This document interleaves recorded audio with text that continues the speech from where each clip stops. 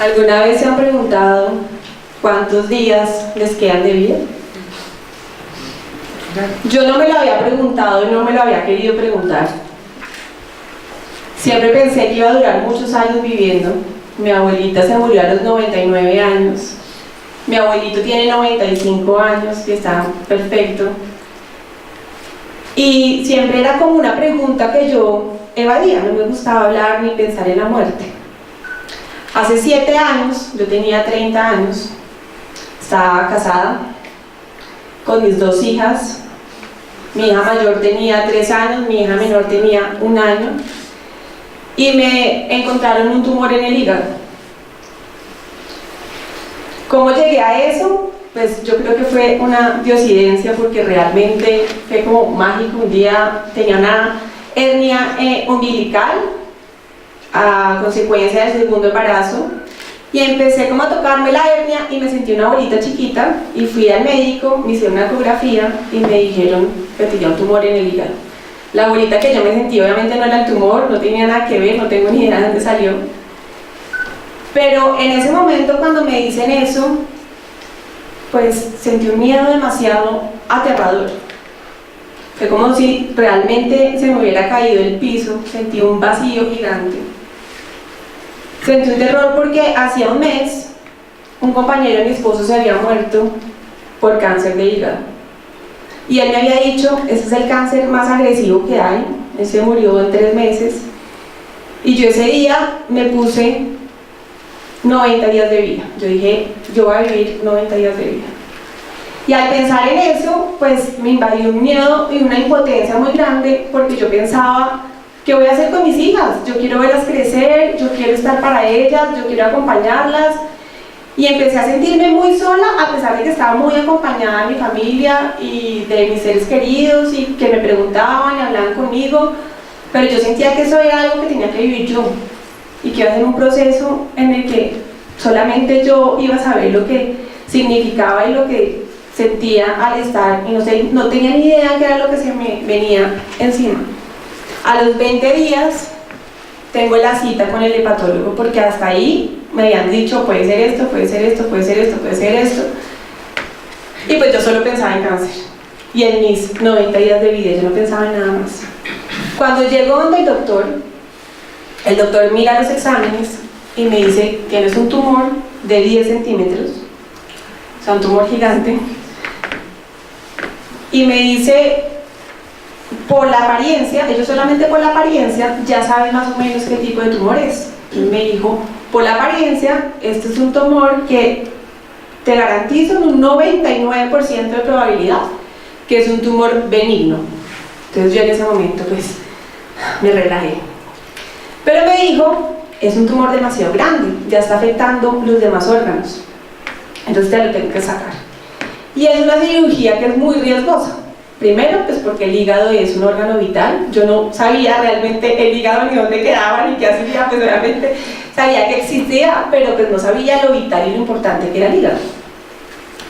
Y entonces él me dice, tengo que sacártelo, además por las características del tumor, porque era muy vascularizado, pues era muy riesgosa la cirugía. Hice todos los exámenes que tuve que hacer para la cirugía, y el día antes de la cirugía yo me despedí de mis hijas, me despedí de mi esposo, me despedí de mi familia, y mi más grande temor era pensar si yo iba a abrir los ojos después de la cirugía. Y obviamente esa noche no dormí nada, el terror era gigante. Pasa todo el proceso de la cirugía, fueron 7 horas, sangré demasiado, entonces bueno, me tuvieron que hacer interfusión de sangre, y cuando yo abrí los ojos, estaban cuidados intensivos. Abrí los ojos y obviamente todavía como con el efecto de la anestesia, como intentando entender qué era todo lo que había pasado. Estaba entubada, conectada, una cosa terrible que era como una llave para sacarme sangre, una cosa súper impresionante, una cicatriz de acá a acá, totalmente como desconcertada de todo lo que pasaba, de la gente que entraba, que salía, con la muerte muy cerca, porque en cuidados intensivos la gente se está muriendo, o hay mucho sufrimiento, Oía a la gente llorar. Una mujer, una señora que había operado a mi mismo médico después que yo, se murió ahí al lado. Entonces la hija le decía: no quiero que te vayas, yo quiero que tú me veas graduarme, quiero que me veas casar. Y yo proyectaba todos mis miedos en ese momento y pensaba que afortunada fui que pude abrir los ojos y que realmente sentí que tenía una segunda oportunidad. Esa noche me quedé sola en cuidados intensivos y empecé a pensar qué había sido mi vida, qué hubiera pasado si yo realmente ese día me hubiera muerto. Y sentía una frustración muy grande, un vacío, y yo no entendía por qué, si mi vida era aparentemente perfecta, una familia llena de amor, estaba casada, tenía mis hijas maravillosas, un trabajo que me gustaba, tenía flexibilidad de tiempo para estar con ellas y hacer lo que me gustaba, creía que me gustaba en ese momento. Y dije, yo tengo que darle un sentido a esto, ¿sí? Esto pasó por algo, y yo tengo que empezar a buscar cuál es el para qué de esto. Mi hermana es psicóloga, ella en ese momento estaba estudiando la maestría en SAS, y ella me empezó a contar y me habló del coaching. A mí la psicología siempre me ha apasionado mucho. Yo estudié comunicación y periodismo y amo mi carrera, pero digamos que siempre he sentido una conexión muy grande con la psicología y yo no sabía que existía el coaching. Y cuando ella me empezó a contar, yo de una me conecté con eso y dije, eso es lo que yo tengo que hacer. Y me metí a SAS, hice el proceso de la certificación en coaching y creo que lo más difícil en ese momento, porque yo dije, no, pues bueno, clases para ver cómo podemos acompañar a otros. Pero yo no me imaginé que esas preguntas me las tenía que hacer yo primero. ¿Se estaba haciendo feliz? ¿Qué pasaba si yo me moría? ¿Si yo había hecho algo significativo con mi vida? ¿Quién era yo?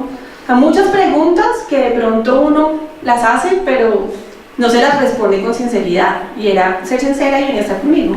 Y cuando uno es sincero y honesto con uno mismo, pues tiene que hacerse cargo.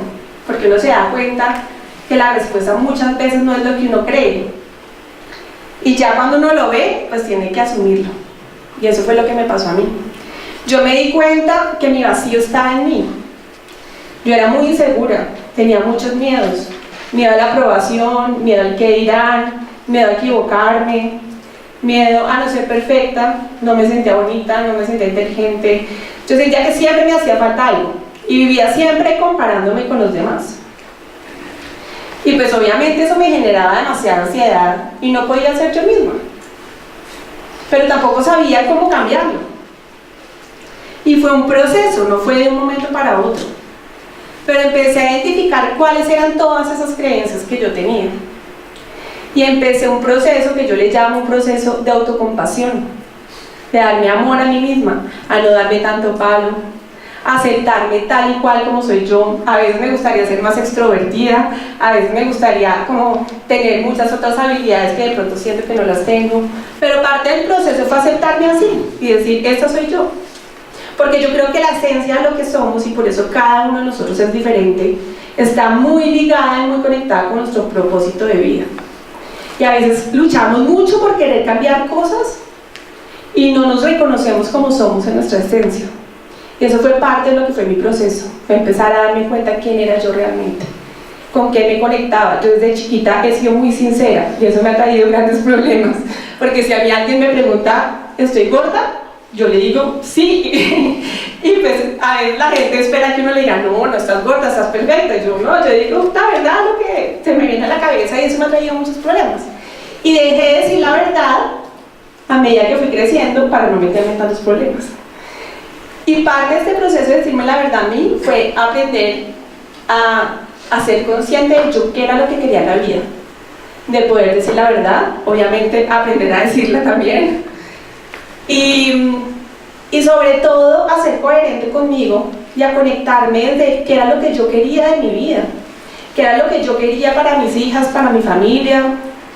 En ese momento cambié de trabajo, empecé a trabajar en consultoría, ¿sí?, organizacional. Fue algo que realmente yo siento, no sé, como dijo Steve Jobs alguna vez, que uno une los puntos al final de la historia, como que uno llega a un momento en el que no entiende por qué pasan las cosas, y hoy en día encuentro como todo el sentido a cada cosa que he hecho. Y en mi trabajo digamos que lo que más me apasiona es poder estar con las personas, es poder llevarles un poco ese propósito, porque yo creo que la vida es muy cortica para uno estar haciendo algo que no le gusta. Y eso es un reto gigante en las organizaciones, cambiar la mentalidad. Porque a veces están pensando mucho en la productividad y en las ventas, pero no tanto en el ser humano y en la vida que tenemos, que al final eso es lo más importante. Eso es lo único importante. Yo decidí arriesgarme, porque me di cuenta que el mayor miedo que yo tenía era dejar de vivir. Y que por mis miedos estaba dejando de vivir. Entonces aprendí que no había miedo más grande que simplemente no vivir la vida como yo quería hacerlo. Y hoy en día me arriesgo, tomo riesgos. Estar acá parada es un riesgo para mí, porque me da miedo. Cuando Juan Pablo me dijo, che, me da miedo, y no importa, yo allá voy y me paro y lo hago y lo cuento, porque me conecta con mi propósito. Y todos los días me pregunto si eso que estoy haciendo está conectado con eso que me apasiona. Y tomo decisiones, a veces no son fáciles de tomar. Y no quiere decir que me sienta perfecta, me equivoco, siento que tengo muchas cosas por mejorar. Hay una frase que me encanta que dice, el barco está seguro en su puerto, pero el barco no está hecho para eso. Y esa frase a mí se me quedó súper marcada, porque yo creo que venimos a la vida realmente a vivirla y a explorarla, y nos va a dar miedo. Y tenemos que correr riesgos. Sí, muchas veces hay cosas que nos van a dar miedo, pero con todo el miedo ahí hay que atrevernos a hacerlo, porque no sabemos cuántos días de vida nos queden. Pero lo importante es que seamos coherentes y seamos las personas que queremos ser y que disfrutemos cada día de nuestra vida. ¿Qué cambié en mí? Cambié mi manera de verme. Yo recibí mucho amor de niña, demasiado amor, y todavía lo sigo recibiendo. Pero empecé a amarme a mí misma, y mi propósito hoy en día es dar todo ese amor que tengo a las personas con las que comparto, de una o de otra manera, a través de una sonrisa, a través de escuchar, a través de compartir un momento con esa persona y estar ahí 100% presente, porque yo creo que la vida al final, lo que buscamos es el amor, de manera consciente o inconsciente, siempre estamos buscando el amor, y todo lo que queremos es sentirnos amados, y eso es parte de mi propósito. Emprendí, monté una empresa que se llama Mejor Versión, ese fue uno de mis grandes riesgos. La embarré terriblemente en la parte administrativa, me endeudé, me dio durísimo, pues tuve un contador además malísimo, yo como no tenía ni idea, pues nada, yo le decía que sea todo, y cuando me di cuenta, pues estaba totalmente quebrada, yéndole plata a la DIAN, en un problema gigante. Todavía estoy saliendo de ese problema. Pero parte de lo que es la vida es hacerse cargo uno de eso. Y yo me hago cargo y me hago responsable, y sé que fue parte de mi aprendizaje, y poder hoy en día sentirme empoderada de lo que soy, poderme sentir segura, poder llegar a empresas grandes, porque he tenido contratos con empresas grandes que me crean. Yo digo, bueno, acá hay algo que realmente tiene que ver con mi propósito. Y estoy conectada conmigo, porque yo creo que cuando uno está conectado con uno mismo, el propósito lo encuentra, el propósito no está afuera. Las respuestas a nuestra vida no están afuera, están es acá, están es adentro, están en el silencio. Cambia mi manera de ver la vida, de ver a los demás, porque cuando eres autocompasivo, puedes ser compasivo con los demás. Cuando no te juzgas y no te das tanto palo, pues dejas de darle palo a los demás y empiezas a entender que cada uno tiene su historia, y que cada uno tiene sus heridas como tú las tienes, y que cada uno quiere amor y que necesita amor como tú lo necesitas también. Entonces mi invitación de hoy es, yo encontré el poder de ser yo misma, aceptándome, reconociendo mis fortalezas, mis talentos, encontrando mi propósito.